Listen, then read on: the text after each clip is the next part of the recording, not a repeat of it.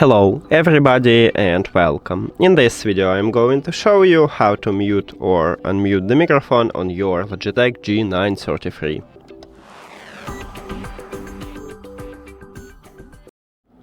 To mute or unmute the microphone, at the left ear cup, right here near to the volume control wheel, we have this mute button. So, to mute the microphone you need to press one time at this button, and it's the same, to unmute it you need to also press one time at this button. And that's it, but also you can use Logitech G Hub application. Of course you need to add your headset to the app, and then right here you can also control microphone volume. So to unmute it, just set it to 0, and to unmute it, just set it to more than 0. That's it.